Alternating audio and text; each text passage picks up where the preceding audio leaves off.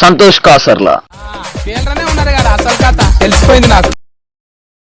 నేను ఏడ్చుకుంటున్నో గీవెట్టుకుంటున్నో సింపతి కోసమో ఒక వీడియో చేసి ఆ వీడియో వైరల్ అవ్వాలని మాత్రం నేను అస్సలు అనుకోవట్లేదు. అసలు దిష్టి గురించి ఎందుకు మాట్లాడితే మా చిన్నోడు పుట్టిన అస్సలు ఒక్క రోజు కూడా మేము హ్యాపీగా లేము. మళ్ళీ వెంటనే అతి పెద్ద ఇన్సిడెంట్, నా కళ్ళ ముందే బెడ్ మీద నుంచి ఫ్లిప్ కొట్టి కింద పడిపోయింది.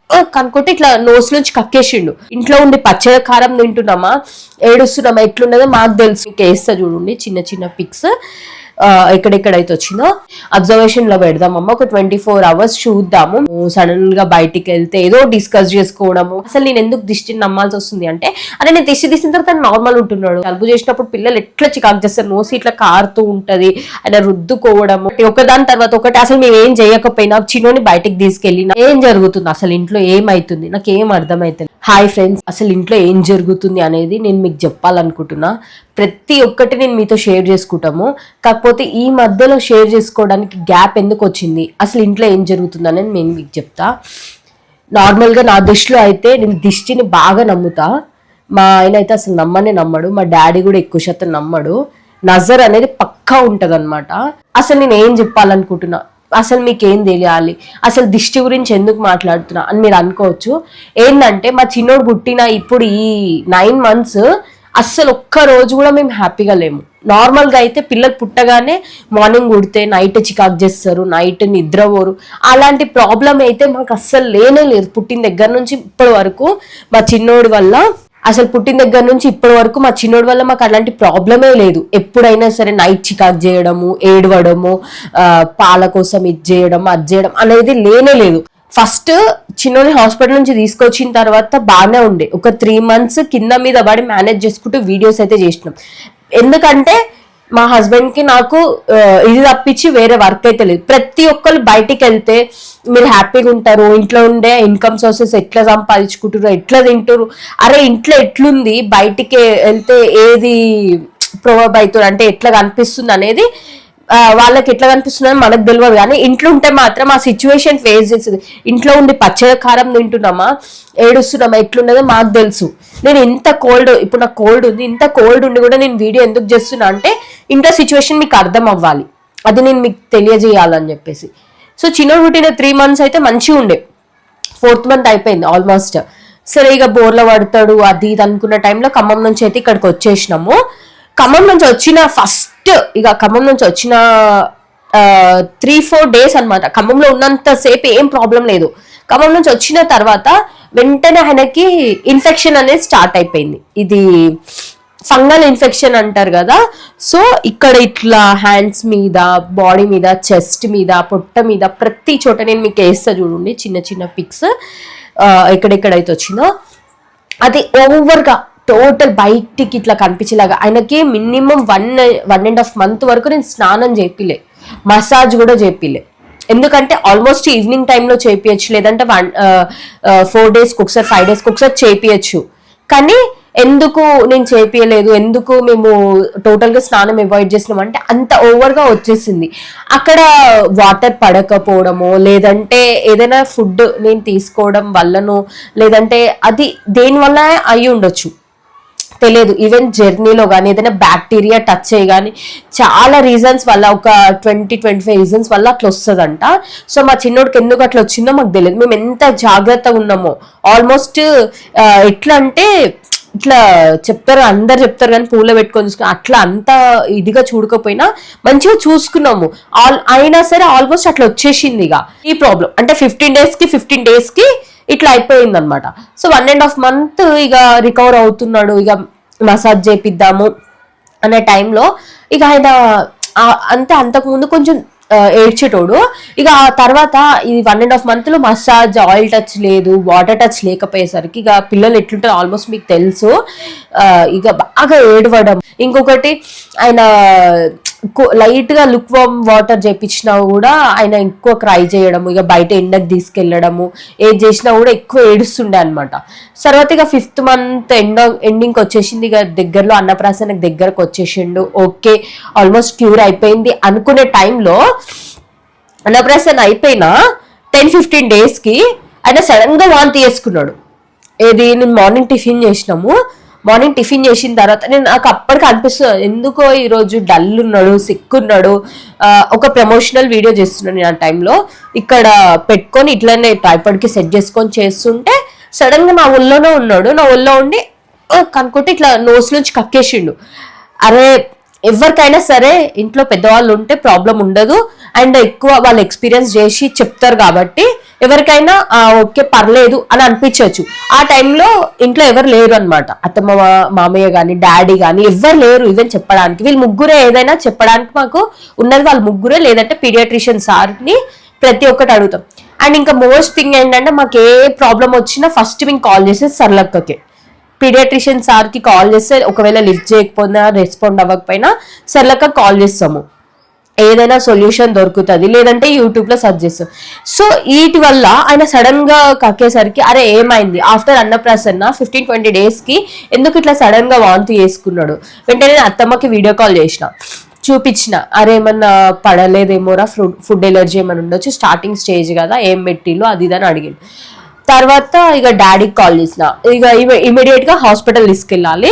సీరియస్ లిటరల్ గా చెప్తున్నా, అసలు చేతిలో ఆ రోజు ఒక 1 రూపీ కూడా లేదు. సీన్ వెళ్ళిపోయినాం. పీడియాట్రిషియన్ సార్ కూడా చూసి ఆయనకి గ్యాస్ ప్రాబ్లం అయిందమ్మా, అది ఆయన ఫుడ్ అయినా అయి ఉండొచ్చు, లేదంటే ఈవెన్ నీ ఫుడ్ అయినా అయి ఉండొచ్చు, నువ్వు నైట్ తిన్న ఫుడ్ ఆయనకి ఫీడింగ్ ద్వారా వెళ్తుంది కదా, బ్రెస్ట్ ఫీడింగ్ ద్వారా, సో దానివల్ల ఆయన వాంతి చేసుకున్నాడు. సో అయిపోయిందా, అది అయిపోయిన తర్వాత మళ్ళీ ఒక 20 days తర్వాత, 20 days 1 month తర్వాత మళ్ళీ వెంటనే అతి పెద్ద ఇన్సిడెంట్, నా దృష్టిలో నాకైతే అది అతి పెద్ద ఇన్సిడెంట్. అసలు మీరు కామెంట్ అయినా పెట్టండి, తిట్టండి, కానీ మేము ఎక్కడ కూడా నెగ్లెక్ట్ చేయలేదు. అది చెప్తున్నాం కదా, మేము జస్ట్ ఇట్లా ఆయన మా హస్బెండ్ అక్కడ నుంచి లేచి బెడ్ మీద నుంచి లేచి ఇక్కడికి వచ్చిండు, నేను లోపలికి అడిగేస్తున్నా, ఆన్ ది ఫ్లాట్ నా కళ్ళ ముందే బెడ్ మీద నుంచి ఫ్లిప్ కొట్టి కింద పడిపోయిండు. నిజం చెప్తున్నా కదా, నాకైతే అసలు ఇక మైండ్ పోయింది, మస్తు గనం ఏడ్చిన. ఆన్ ది స్పాట్ నేను దేవుడికి మొక్కుకుంటూ ఉన్నా, ఏడ్చుకుంటూ మొక్కుతూ ఉన్నా. ఇంకా నన్ను చిన్నోడిని ఇద్దరిని మా ఆయన ఓదార్చుకుంటూ ఇక తర్వాత హాస్పిటల్కి వెళ్ళిపోదాం, ఈరోజు ఎట్లాగో రేపు ఎట్లాగో వ్యాక్సిన్ ఉంది కదా, సో ఈ రోజు ఒకసారి వెళ్ళిపోయి డాక్టర్ని కన్సల్ట్ అవుదాం అనుకుంటే వాంతింగ్ చేసుకోవద్దు అనుకుంటున్నా. 9:40కి ఆయన కింద పడితే 10:30కి ఎగ్జాక్ట్గా ఆయన వాంతి చేసుకున్నాడు.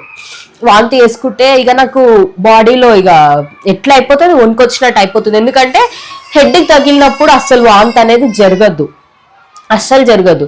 సో నేను అందుకు ఆ వాంతి జరిగినందుకు ఇమ్మీడియట్ గా హాస్పిటల్కి వెళ్ళిపోయి పీడియాట్రిషియన్ సార్ని అడిగితే అబ్జర్వేషన్ లో పెడదామమ్మ, ఒక 24 hours చూద్దాము, మీరు ఇంటికి వెళ్ళి వస్తా అన్నా ఓకే, లేదంటే హాస్పిటల్లోనే ఇక్కడ ఉన్నా అన్నా ఓకే, ఒక స్కానింగ్ ఉంటుంది, మరి సర్ల మేడం గారు చేస్తారేమో కనుక్కుందాం అని చెప్పేసి అక్కడ అడిగితే ఓకే 24 hours చూద్దాం, ఇప్పుడు వ్యాక్సిన్ వేసాం అనుకో, ఒకవేళ ఫీవర్ వచ్చింది అనుకో మళ్ళీ ప్రాబ్లం అవుతుంది. దీనివల్ల ఫీవర్ వచ్చిందా అంటే దెబ్బ తగిలినందుకు ఫీవర్ వచ్చిందా, లేదంటే ఇట్లా కింద అదేంది వ్యాక్సిన్ వల్ల ఫీవర్ వచ్చిందా, రెండింటికి అర్థం కాదు. సో 24 hours అబ్జర్వేషన్ లో పెడదాం, తర్వాత చూద్దాం అని చెప్పేసి అంది. ఇక సరే అని ఇంటికి అయితే స్టార్ట్ అయిపోయినాం. మేము ఇక్కడ నుంచి అక్కడికి వెళ్ళడానికి మినిమం 1.5 hour టైం పడుతుంది. మాకు ఛార్జెస్కి అక్కడ సగం పైసలు ఒడిస్తాయి అనమాట. ఎందుకు అంత పైసలు ఉన్నోళ్ళ మీరు అక్కడ దాకా వెళ్ళి ఎందుకు చూపించుకోవడానికి, నమ్మకం, అంతకు మించి ఏం లేదు, నమ్మకం, మంచిగా చూస్తారు అని చెప్పేసి ఓకేనా. సో ఇంటికి తీసుకొచ్చినాం. వాంతి అయితే వేసుకోలేదు, మధ్యాహ్నం ఫుడ్ అయితే ఏం పెట్టలేదు, బ్రెస్ట్ ఫీడింగ్ ఇచ్చుకుంటూ ఉన్నా, మళ్ళీ ఏడుస్తాడేమో చిన్నోడు కదా అని చెప్పేసి ఒక భయంతో కొంచెం ఏం కాకూడదు మనసులో ఉంటది కదా, ఎంత పైకి ఏదైనా చేస్తున్నా కూడా యాక్టివ్ గా లోపల మాత్రం గుంజుతుంది, అరే చిన్నోడు ఏమైనా అవుతుందా ఏంటి, ఎవరికి షేర్ చేసుకోవాలి ఏది ఎట్లా అని చెప్పేసి. ఇక నైట్ వరకు చూసినాము, సార్ ఇచ్చిన డొమ్స్టల్ సిరప్ ఉంది, ఇంకా అది పోయేలేదు, అది ఇంకొక వామ్కెంట్ సిరప్ అయితే ఉంది, డొమ్స్టల్ లేదు. అక్కడ తీసుకుందామంటే ఆ మెడికల్ షాప్ లో లేదు, మేము వచ్చే దారిలో కూడా షాప్స్ క్లోజ్ ఉండే. సరే అయిపోయింది. ఇంకా తర్వాత చిన్నోడిని పడుకోబెట్టి లేచిండు, అప్పుడే లేచి నేను ఫుడ్ తిందాం అనుకుంటున్నాం, ఇంకా ఫుడ్ తినలేదు. టైం చూస్తే ఆల్మోస్ట్ 10:40 అవుతుంది. ఆయన లేస్తున్నాడు పడుకుంటున్నాడు, హెడ్ మీద చేయత పెట్టనిస్తలేడు. ఇక సర్లే అని చెప్పేసి అనుకున్నాం. తర్వాత మళ్ళీ ఇక లేచిన 2-3 minutesకి అనుకుంటే మొత్తం కక్కేసిండు. ఇక మైండ్ అంతా ఇక పిచ్చిగా అవుతా ఉంది. చూడమన్నారు కదా సార్, మరి ఎందుకు ఇట్లా అయిందో, మళ్ళీ ఏంటి ప్రాబ్లం, అది గ్యాస్ వల్ల అవుతుందా, లేదంటే ఇదేమైనా ఎఫెక్ట్ పడుతుందా, ఏది అనేది సిమ్టమ్స్ ఏం అర్థం కావట్లేదు. చిన్నోడు చూస్తే ఏడుస్తున్నాడు. ఆ టైంలో వెహికల్ లేదు, మెడికల్ షాప్స్ క్లోజ్ ఉంటాయి ఇక్కడ నియర్ బై. వెళ్తే అపోలో ఫార్మసీకి వెళ్ళాలి, అది కూడా చింతల వరకు వెళ్ళాలి, ఒక్కడే వెళ్ళాలి మా హస్బెండ్. నేను ఒక్కదాన్నే ఉన్న పిల్లని పట్టుకొని ఏం చేద్దాం అసలు ఏం అర్థమైతే లేదు. సరే అని చెప్పేసి ఇక చిన్నోడిని పట్టుకొని ఉన్నా, క్లీన్ చేసేసి ఆన్ ది స్పాట్ వెళ్ళిపోయాడు. ఇక చిన్నోడు గట్టిగా ఏడుస్తూనే ఉన్నాడు. అది నోస్ నుంచి వచ్చేసరికి భయం వేస్తుంది కదా. చిన్నోడు బాగా ఏడుస్తున్నాడు, ఎంత గట్టిగా ఏడుస్తున్నాడు అంత గట్టిగా. తర్వాత ఇక కొంచెం మూకోబెట్టినా, అటు ఇటు తిప్పినా, ఏం చేసినా కూడా అస్సలు అయితలేదు. తర్వాత ఇంకా మా హస్బెండ్ రిటర్న్ లో ఉండొచ్చు, నేనైతే కాల్ చేయలే. ఇక డాడీకి కాల్ చేసి లైన్ లో ఉంచి ఇక ఇట్లా ఏడుస్తున్నాడు, ఏదైనా చెప్పు, ఏమైనా వింటాడేమో, లేదంటే రైమ్స్ పెట్టడము, లేదంటే సాంగ్ నేను పాడడం, ఏం చేసినా ఆయన ఊరుకుంటలేడు.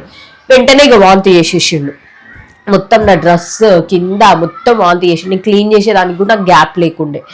ఇక వెంటనే నేను మా హస్బెండ్కి ఫోన్ చేసిన, వస్తున్నావు అంటే వస్తున్నా, నీకు దగ్గరలోనే ఉన్నా, జస్ట్ 2 minutes అని చెప్పేసి అన్నాడు. మొత్తం వాంతి చేసినాడు అంటే వస్తున్నా అని చెప్పేసి తీసుకొచ్చి ఇక సిరప్ దాపిచ్చిన తర్వాత, అంటే మార్నింగ్ 10:30 నుంచి 12 hours గ్యాప్ తోటి మళ్ళీ నైట్ 10:30కి 3 times వాంతి చేసుకున్నాడు. వెంటనే అంటే 3 times అంటే అది వెంటనే బయటికి తన్నేసింది. ఇక లోపల ఏదైతే ఉందో అది బయటికి తన్నేసింది. దాని వెంటనే ఇక నెక్స్ట్ డే ఇక ఇంట్లోనే ఉండి చూసుకున్నాము. ఫుడ్ తీసుకున్నాడు, లైట్ అంటే లైట్. ఇప్పుడు మనం ఒక స్పూన్ పెడితే ఆ స్పూన్లో 1/2 spoon తిన్నట్టు ఇక అట్లా పెట్టేసి, ఇక ఆఫ్టర్నూన్ పెట్టకుండా లైట్ కొంచెము అది ఫ్రూట్ అది ఇది పెట్టేసి, యాపిల్ ప్యూర్ అవి పెట్టేసి ఇక వెంటనే మళ్ళీ హాస్పిటల్ తీసుకెళ్దాం. నెక్స్ట్ డే మార్నింగ్ అంటే 24 hours తర్వాత మళ్ళీ హాస్పిటల్ తీసుకెళ్తే సార్ చెక్ చేసి, ఏం లేదమ్మా నార్మల్ ఉన్నాడు, నాకు తెలిసి అది గ్యాస్ ఫామ్ అయి ఉండొచ్చు అంటే, మా హస్బెండ్ ఆల్రెడీ నాకు ఎక్స్ప్లెయిన్ చేసిండు అది గ్యాస్ ఫామ్ అయి ఉండొచ్చు, అందుకే వాంతి చేసుకుంటున్నాడు, ఏం కాలేదు, సో నువ్వు దేనికి టెన్షన్ పడకు అని చెప్పేసి అంటే, అప్పుడు నార్మల్ అయినా ఓకే, దేవుడైనా నార్మల్ అయిపోయాడు, నాకేం ప్రాబ్లం లేదు, దేవుడా ఇక నెక్స్ట్ టైం ఇట్లా రిపీట్ కాకుండా నేను చూసుకుంటా అని చెప్పేసి ఇక మొక్కుకుంటూ ఉండి ఇక వ్యాక్సిన్ వేయించుకున్నాం. వ్యాక్సిన్ ఇప్పుడు మరి వేయనా మళ్ళీ రేపు వస్తారా అంటే, లేదు సార్ వేసేయండి, మనం ఉంటే ఫేస్ చేస్తామా అని చెప్పేసి వ్యాక్సిన్ వేయించుకొని 1 day గ్యాప్ తోటి మళ్ళీగా ఆయనకి బాతింగ్ అనేది మళ్ళీ కంప్లీట్ అయిపోయింది. సో ఇక దీనికి దిష్టికి అసలు సంబంధం ఏందని మీరు అనుకోవచ్చు. ఎందుకంటే ఒకదాని తర్వాత ఒకటి అసలు మేము ఏం చేయకపోయినా, చిన్నోని బయటికి తీసుకెళ్ళినా అందరు ఇట్లా అంటే నేనైతే పక్కా ఫీల్ అవుతా. ఎందుకంటే సడన్ గా బయటికి వెళ్తే ఏదో డిస్కస్ చేసుకోవడము, నేను అట్లా కూడా బాధపడ్డా. అరే మేము వీడియోస్ చేసినంత మాత్రం మేము మనుషులం కాదా? మాకంటూ ఉన్నో ఫీలింగ్స్, మాకంటూ బాధలు ఉండవా? వీడియో ముందు రాగానే ఏదో పెద్ద అనిపించేసి ఇట్లా మాట్లాడేసరికి వీళ్ళు ఆస్తి పరులు, లేదంటే వీళ్ళకి ఏం ప్రాబ్లమ్స్ లేవు, ఎప్పుడు యాక్టివ్గా ఉంటారని మీరు అనుకుంటారా? అట్లా కాదే, నీ ఇష్టం వచ్చినట్టు నువ్వు కూర్చొని అందరు డిస్కషన్స్ చేసుకొని ఇష్టం వచ్చినట్టు మాట్లాడితే ఎఫెక్ట్ పడేది ఎవరికి? మరి మేము కూడా ఫీల్ అవుతాం. ఇంట్లో వచ్చి అరే అత్తమ్మ ఇట్లా అంటున్నారు, నాన్న ఇట్లా అంటున్నారు, ఇట్లా అంటున్నారు బయటికి వెళ్తే అని చెప్పేసి నాకు అనిపించదా? చిన్నోడు ఇక బయటికి వెళ్తే ఊకే దిష్టి తగలము, నైట్ ఎక్కువ చికాక్ చేయడము, ఫుడ్ రిజెక్ట్ చేయడము. ఒక 2 days ఫుడ్ తింటే థర్డ్ డే పక్కా రిజెక్ట్ చేస్తాడు. నేను చిల్డ్రన్స్ అట్లనే చేస్తాను, నేను ఏమంటున్నా కిడ్స్ అట్లనే చేస్తాను కాదనను. కాకపోతే మా చిన్నోనికి ఎందుకు ఎఫెక్ట్ పడుతుంది, అసలు నేను ఎందుకు దిష్టిని నమ్మాల్సి వస్తుంది అంటే, అరే నేను దిష్టి తీసిన తర్వాత నార్మల్ ఉంటున్నాడు, ఇంట్లో ఎవరున్నారు నేను తనే. అరే మీరు అనొచ్చు తల్లిది ఎక్కువ దిష్టి తగులుతుంది, తల్లికి దిష్టికి ఉండొచ్చు పక్కా అని చెప్పేసి అంటారు. మరి నా చేతిలోనే ఎవరిని పెంచేది, ఆయన తింటే అరే ఎంత తిన్నాడని నేను ఎందుకు పెడతా దిష్టి? కాదు కదా. సో బయటికి తీసుకెళ్ళినప్పుడే కదా ఇట్లా ప్రాబ్లం అవుతుంది. మేము బయటికి వెళ్తున్నాము అంటే ఒక జోనర్గా ఒకరిని పక్కకు పెట్టి ఇట్లా గనం చూడడము ఆల్మోస్ట్ అందరికి ఇట్లనే జరుగుతుంది. ఓన్లీ వీడియోస్ చేసిన మాకని కాదు, కొంతమందికి ఇట్లనే జరుగుతుంది. అవి వాళ్ళు ఇట్లా వీళ్ళు తెచ్చుకున్నారు, వీళ్ళు తింటున్నారు, వీళ్ళు ఇట్లా బతుకుతున్నారు అని చెప్పేసి చాలా మందికి ఇట్లా జరుగుతుంది. ఇక చిన్నోడు అది ఫినిష్ అయిపోయిన తర్వాత వేములవాడ వెళ్ళేసి వచ్చినాం. చిన్నోడు అక్కడ ఉన్నంతసేపు బాగున్నాడు, ఇక్కడికి వచ్చినాము వాటర్ చేంజ్ అయింది, ఇంకా కాదన్నాను. అక్కడ ఉన్నంతసేపు బాగున్నాడు, జర్నీలో బాగున్నాడు, యాక్టివ్గా ఉన్నాడు. ఆల్మోస్ట్ మీరు వీడియోస్ కూడా చూసి, ఇంకా కొన్ని వీడియోస్ మేము అప్లోడ్ కూడా చేయలేదు ఎందుకంటే అది దిష్టి తగలడం వల్ల. ఆయన 25 days, మీరు నమ్ముతారో నమ్మరో, మేము తీసుకొచ్చిన 25 days అంటే టోటల్ గా అసలు ఒక మంత్, 5 days వదిలేస్తే ఒక మంత్ మొత్తము ఆయన కోల్డ్ తోటి మస్తు సఫర్ అయ్యిండు. చూడండి నేను వీడియోలో మీకు చూపిస్తా, ఎట్లా సిక్ అయిపోయి ఇట్లా అయిపోతున్నాడు. ఆ ట్రాట్ ఇన్ఫెక్షన్ అయిపోయింది, మొత్తం నోసి వస్తుంది. నాకే ఇప్పుడు నేను ఇంత కోల్డ్ అయితేనే తట్టుకోలేకపోతున్నా. వెంటనే ఆయనకు అట్లా అవుతుంటే ఎట్లా చేస్తారు చెప్పండి? ఇద్దరం ఉన్న మనుషులము. ఈయన మెడిసిన్స్ తీసుకురావాలి, హాస్పిటల్కి తీసుకెళ్ళాలి, అక్కడి వరకు తీసుకొని వెళ్ళి వచ్చిన 3-4 డేస్కి అట్లా అవుతుంది అనగానే హాస్పిటల్ తీసుకొని వెళ్ళినాం. తీసుకొని వెళ్ళింది మెడిసిన్స్ యూజ్ చేస్తున్నాం. నెప్లైజేషన్ డైలీ పెడుతున్నా, ఆయనకి నాసల్ డ్రాప్స్ వేస్తున్నా, మెడిసిన్స్ యూజ్ చేస్తున్నా. హోమ్ రెమెడీస్ కూడా నేను యూట్యూబ్లో సర్చ్ చేసి ట్రై చేసిన కూడా. ఈవెన్ ఏంటిది అదేంది అది స్టీమ్ దూరం నుంచి ఆయనకి కొంచెము ఓమ వాటర్ పెట్టాలి అని చెప్పేసి అంటే అది ట్రై చేసిన, తమలపాకుది ట్రై చేసిన, ఇది అది అనుకోకుండా మా చిన్నోనికి ఏమైతే యూజ్ అయితే ఎట్లా చేయాలి అని చెప్పేసి అన్ని ట్రై చేసిన నేనైతే. కానీ ఫైనల్ గా రిజల్ట్ ఏంటంటే ఎప్పుడైతే ఆ దిష్టి పోతుందో అప్పుడే అది తగ్గుతుందని నాకు అనిపించింది.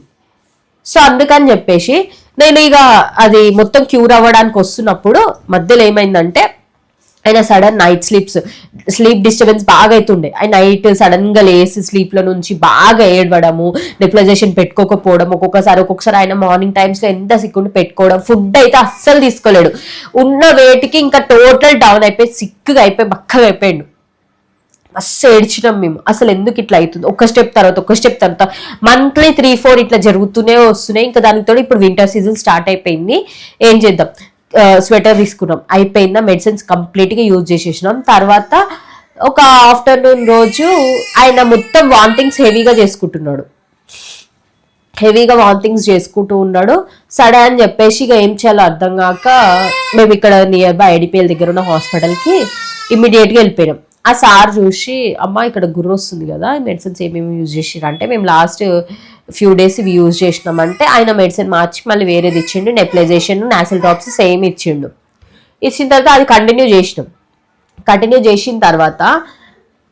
చేసిన తర్వాత మళ్ళీ మేము ఇక్కడ పీడియాట్రిషియన్ సార్ దగ్గరికి కాల్ చేసి, అంటే సార్ లేకపోవడం వల్ల మేము ఇక్కడ నియర్ బై వెళ్ళాల్సి వచ్చింది. సార్ అవుట్ ఆఫ్ ఉండే. సార్ దగ్గరికి వెళ్ళిన తర్వాత లేదమ్మా ఇంకా అది తగ్గలేదు, కొంచెం మీరు ఏదో చేసి ఉండాలి, లేదంటే అది కూల్ వెదర్ ఎక్కువ అయి ఉండాలి, కొంచెం రూమ్ టెంపరేచర్ని హీట్గా ఉండేటట్టు చూడండి, ఓవర్ కూల్ ఉంటుంది కదా మీరు ఉండే ఏరియా ఇక్కడ అంటే హెచ్ఎంటికి నియర్ అని చెప్పేసి అన్న. ఆ వెదర్ అలా ఉండడం వల్ల ఆయనకి ఇంకా ఓవర్గా కోల్డ్ ఎక్కువ అయిపోయింది. సరే ఒక 2-3 డేస్ తర్వాత మళ్ళీ తీసుకురా అండి అంటే మళ్ళీ నెప్లైజేషన్ వాడుకుంటూ, ఆల్మోస్ట్ మీకు తెలుసు కదా జలుబు చేసినప్పుడు పిల్లలు ఎట్లా చికాకు చేస్తారు, నోసి ఇట్లా కారుతూ ఉంటుంది, ఆయన రుద్దుకోవడము, ఆ దగ్గడము, కంటిన్యూషన్ దగ్గడము, ఆ థ్రాట్ ఇన్ఫెక్షన్ తోటి ఆయన ఏడవడము, మస్తు చికాకు చేసి ఉండే. తర్వాత ఇక హాస్పిటల్ తీసుకొని వెళ్ళి మళ్ళీ సార్ వ్యాక్సిన్ వేస్తారా అంటే లేదు మా ఇంకా మళ్ళీ ఒక్కసారి చూద్దాం, ఇప్పుడైతే ఇవి వాడండి అని చెప్పేసి అంటే మళ్ళీ ఆ మెడిసిన్స్ యూజ్ చేసిన తర్వాత 4-5 డేస్, ఆల్మోస్ట్ 25 డేస్ కంప్లీట్ అయిన తర్వాత అప్పుడు ఆయనకి వ్యాక్సిన్ డిలే అయింది కదా, వ్యాక్సిన్ వేసిన తర్వాత వెంటనే స్నానం చెప్పకూడదు కాబట్టి 3 డేస్ గ్యాప్ ఇచ్చుకొని సరే వ్యాక్సిన్ వేసినందుకు ఫీవర్ వస్తుందేమో అని చెప్పి చూస్తే ఫీవర్ అయితే రాలేదు, కాకపోతే కోల్డ్ అట్లనే కొంచెం క్యూర్ అయిపోయింది, నార్మల్ ఉంది. సో ఇప్పటి వరకు ఇట్లా జరిగింది కదా. ఇందులో ఇంకొక ఫాల్ట్ ఏంటంటే నేను మీకు అదేంది అంతకు ముందు వీడియోలో కూడా నేను మీకు ఏమని చెప్పినా అంటే మా ఇంట్లో చెదలు వస్తుంది, కొంచెం ఇల్లంతా గలీజ్ ఉంది, సో అది ఏమైనా ఎఫెక్ట్ పడుతుందా, ఏం జరుగుతుంది, అసలు ఇంట్లో ఏమైతుంది నాకు ఏం అర్థమైతలేదు. 100లో 70% నాకైతే కొన్ని సీజన్స్ వల్ల, కొన్ని దెబ్బలు తగిలినం వల్ల మా చిన్నోడు చికాకు చేయడం ఏదైనా జరిగితే 70% మాత్రం దిష్టి తగిలిందని నేను అంట. ఎందుకంటే సమ్టైమ్స్ ఏడుస్తున్నాం, సమ్టైమ్స్ ఫైట్స్ అవుతున్నాయి, సమ్టైమ్స్ ఫుడ్కి ప్రాబ్లం అవుతుంది. సో ఇవన్నీ జరుగుతున్నాయంటే అది దిష్టి వల్లనే కారణం. నేను చెప్పబోయేది ఏంటంటే ఏదో ఒకటి ఉంటుంది నాకు పెద్దగా రావు, అది మీరు ఎట్లన్నా అర్థం చేసుకోండి. నరుల కళ్ళు మంచివి కాదంటారు, అంటే మనుషుల కళ్ళు అస్సలు మంచివి కాదంటారు, నరదిష్టి. సో అది ఎక్కువ ఎఫెక్ట్ పడుతుందని నాకు అనిపిస్తుంది. ఇంత జరిగిన తర్వాత కూడా నేను మళ్ళీ వచ్చి నేను వీడియో చేస్తున్నా అంటే ఇది కూడా ఏదో ఒక మూల ఎఫెక్ట్ పడచ్చు. నేను ఏడ్చుకుంటున్నో గీవెట్టుకుంటున్నో సింపతి కోసమో ఒక వీడియో చేసి ఆ వీడియో వైరల్ అవ్వాలని మాత్రం నేను అస్సలు అనుకోవట్లేను. ఎందుకంటే నాకు ఆల్రెడీ ఇంత కోల్డ్ ఉంది, నా హ్యాండ్స్ కూడా ఇంత చల్లగా అయిపోయి, ఎంత చల్లగా అంటే ఐస్ గడ్డలక్క అవుతున్నాయి ఈ చలికి. ఇందాక మప్లేర్ తీసిన, మళ్ళీ మీరు కామెంట్ పెట్టచ్చు మప్లేర్ ఏదే అని, మప్లేర్ తీసి పక్కకు పెట్టిన, ఓకేనా. అంత చల్లగా అవుతుంది, అంత కోల్డ్ అవుతుంది. సో ఇంత కోల్డ్ కూడా నేను ఉండి ఎందుకు మాట్లాడుతున్నా అంటే నా సిచ్యువేషన్ ఇట్లా ఉంటుంది, మరి ఇంత జరుగుతుంది కదా, మీ ఇంట్లో ఎవరైనా రావచ్చు అని. మాకున్నది ముగ్గురు ఫ్యామిలీ మెంబర్స్, ఓకేనా. ముగ్గురు అంటే మా మమ్మీ లేదు కాబట్టి మా అత్తమ్మ, మా మామయ్య, మా డాడీకి అప్పులైనాయి. ఇంకొకటి మా మామయ్యకి రీసెంట్గా ఈ దిష్టి వల్లనే మా మామయ్యకి కూడా కొన్నిసార్లు హెల్త్ కండిషన్ బాగోట్లేదు. అత్తమ్మ అప్ అండ్ డౌన్ చేస్తుంది, 10-20 డేస్ ఇక్కడ ఉంటే 10-15 డేస్ అక్కడ ఉండేసి వస్తుంది. సో ఇదైతే ఇట్లా నడుస్తుంది. తను లేనప్పుడు కొన్ని ఎఫెక్టివ్ ఎక్కువ పడుతున్నాయి, మోర్ దెన్ ఎఫెక్టివ్ పడుతున్నాయి. డాడీ వచ్చింది అనుకో, ఆయన అప్పులకి ఫస్ట్ ఆఫ్ ఆల్ ఆయన ఇక్కడికి వచ్చి మమ్మల్ని చూసుకుంటే, లేదంటే మేము అక్కడికి వెళ్ళినా ఆయన దగ్గర డబ్బులు లేవు, ఓపెన్ థింగ్ చెప్తున్నా, మేమే ఆయనకు డబ్బులు ఇవ్వాలి. ఇక వీళ్ళిద్దరు అంట వీళ్ళకి కూడా చేసుకుంటేనే నడుస్తుంది. వాళ్ళు కూడా ఏం పెద్ద ఉన్నోళ్ళు అయితే కాదు, వాళ్ళు ఇక్కడికి వచ్చినా వాళ్ళు అక్కడికి వెళ్ళినా మన రూపాయి ఖర్చు పెట్టుకో, అక్కడ మేము వెళ్ళి ఉండలేము, ఎందుకంటే అక్కడ మెడిసిన్స్ కానీ దేనికైనా ప్రాబ్లం అవుతుంది, పక్కా ప్రాబ్లం అవుతుంది. సో మేము అక్కడికి వెళ్ళి ఉండలేము, సో ఇక్కడనే ఉండాల్సి వస్తుంది. ఆల్మోస్ట్ చిన్నోడు బాగా చికాకు చేస్తున్నాడు. మరొక వీడియోతో మళ్ళీ కలుసుకుందాం, ఉంటాం. అలా బాయ్.